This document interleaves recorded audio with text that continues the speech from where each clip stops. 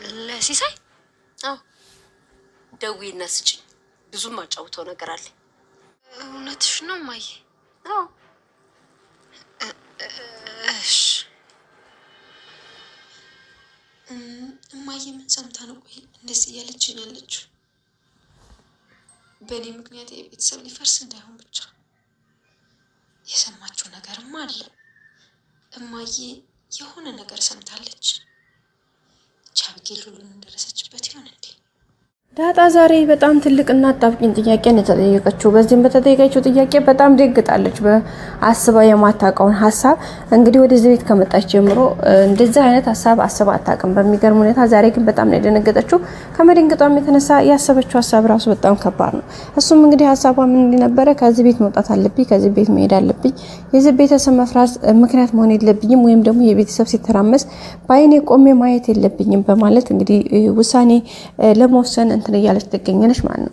ይህንንም ለማውሰን እንግዲህ ያስነሳሳት ነገር የመጀመሪያው የወይዘሮ ማርታ ጥያቄ ነው። የዛሬ ወይዘሮ ማርታ ለዳጣ ያቀረበችላት ጥያቄ ከወትሮ ለየት ያለና ስሬስ ጥያቄ ነበር።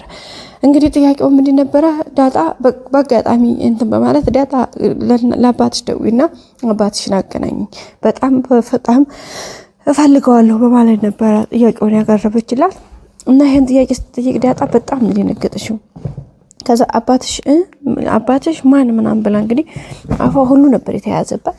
እንግዲህ ወይዘሮ ማርታ አዎ አባትሽ እንዴ ለሲሳይ ስትላት አዎ ለሲሳይ ደውይለትና አገናኝ፣ በቃ እኔ ማውራት ፈልጋለሁ፣ አንዳንድ ነገሮችን ማውራው ነገር አለኝ፣ ስለዚህ ደውለሽ አገናኝ ነበር ያለቻትና እንግዲህ በጣም እንደነገጠችው ዳጣ ማለት ነው። ምክንያቱም ይሄ ጥያቄያችን አስባችሁታል? ሲሳይ የሚባል ሰው በፍጹም እኮ እሱ አታውቅም።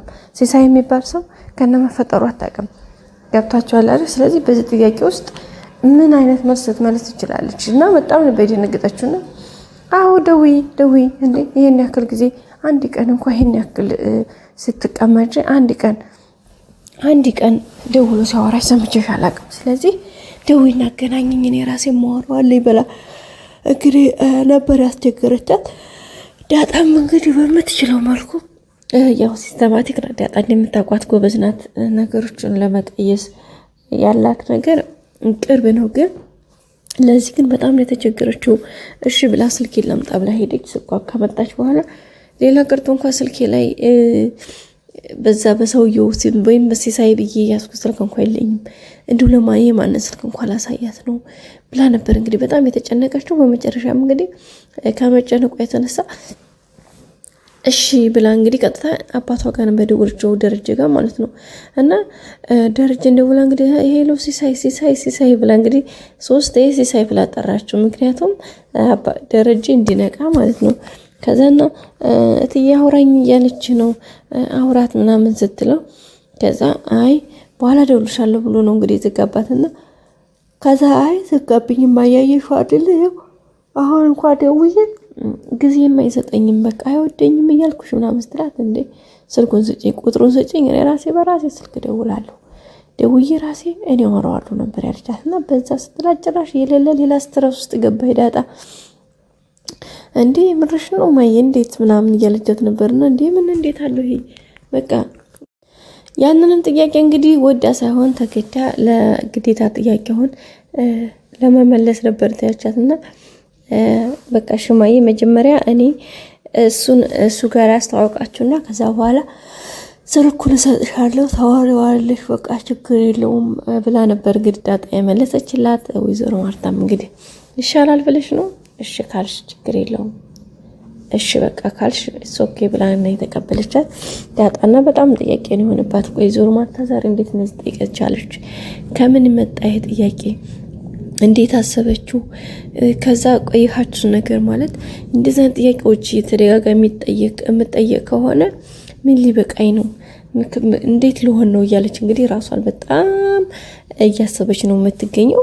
ግን ያው ወይዘሮ ማርታም የሆነ ውስጧ የነቃው ነገር አለ። በተለይ በዳጣና በሰላም ጉዳይ እንዴት ነው ሰላምዬ ሻይ የምትወደው ሰላምዬ ናት እኔ ያልፈልግሽም ትላል ነበርና እንዴ ማየ ለሰላምዬ ማፍርችላት አሁን ሰጣኋት። ከዛ መቅሰስ አንድ ላይ ድብና አድርገን በላን። ይሄንን አፕል ሰጣት ነበርና ይሄን አፕል ሰጣ ይመጣዋለችና አንዴ አሪፍ ነው ባንሰጠች እንዴት ነው ሰላም እየተንከባከበችሽ ነው አይደለም ምናምን ስትላት፣ አዎ እንዴ እማዬ ቀላል እየተንከባከበችኝ ነው እንዴ? እኔማ እኔን ለማወፈር ተወራርዳለች መሰለኝ። በቃ እየሌለ ነው የምትንከባከበኝ እኮ ነው እያለች እያወራኝ ነበረና እንግዲህ ወይዘሮ ማርታ አይ ጥሩ ነው በርቷ እንግዲህ ምናምን ብላ ነው እንግዲህ የሌለ እንትን ያለቻት እንግዲህ ዳጣም እሺ ማየ ብላለች። ምስኪን ዳጣ ምንም አልገባት ማለት ነው ቤተሰቦቻችን እና በቃ ይበቃል አይደለ? በጣም ነው እንትን ያለችው እንግዲህ ማለት በጣም ነው የደነገጠችው ማርታ። የሆነ በቃ አይደለ የሆነ ነገር እንዳለ እየተሰማት ነው፣ ግን ያው ምንም ማለት አልፈለገችም እንጂ ማለት ነው። እና ቤተሰቦቻችን ያው በዚህ መልኩ ነው እንግዲህ ያለው ነገር። ወይዘሮ ማርታም ያው ጥርጣሬዋ እንዲቀጠለ ነው። ሰላም ደግሞ አሁን ላይ እንግዲህ ጋሽ ደረጀን ኑ የልጅን አባት ትፈልጉ አይደለ? ኑ የልጅን አባት ንገረ ብላ ክላሷ አስገብተዋለች። እንግዲህ የልጁ አባት ደግሞ ደረጀ ነው። እንግዲህ መጀመሪያ ያው እንኳን ለእናንተ አባቱም እንዲያውቅ አልፈልግም። ከዛም አልፎ ደግሞ ኢቭን ልጁ እንኳን ለልጅ ለራሱ አባቱን አልነግረውም፣ እናቱም አባቱም እኔ ነኝ እያለች ነበረ። ግን አሁን ላይ እርግዝናዋ እየገፋ የመውለጇ ሰዓት እየደረሰ ሲመጣ በጣም ነው የሰበችው የተጨነቀችው። ማለት ያለ ራሷ ብቻ ሳይሆን ለልጇ ማሰብ ጀመረ ማለት ነው። ማለት ይሄ ልጅ አንድ ነገር እኔ ነገ ጧት የሆነ ነገር በሆን ልጁ የልጇ ህይወት እያሳሰባት ነውና በዛና ማህይነት እንግዲህ ዛሬ ለደረጀ ለመናገር ወሰናለች ማለት ነው። እንግዲህ ደረጀም የልጅ አባት አይፈልጉት ነው ያለንገር ብላ ስትለው እንደ ሰላም ልትነግሪኝ ነው እና ማን ነው ነበር ያለው ማለት ነው። ፈገግ ብሎ ደረጀ ጉዱን አላወቀ፣ ጉዱን አልሰማ። ማርያም እንዴ እኔ እንዴት እንደሳኩኝ። ከዛ በቃ ያንተ ነው ስትለው አስባችሁታል?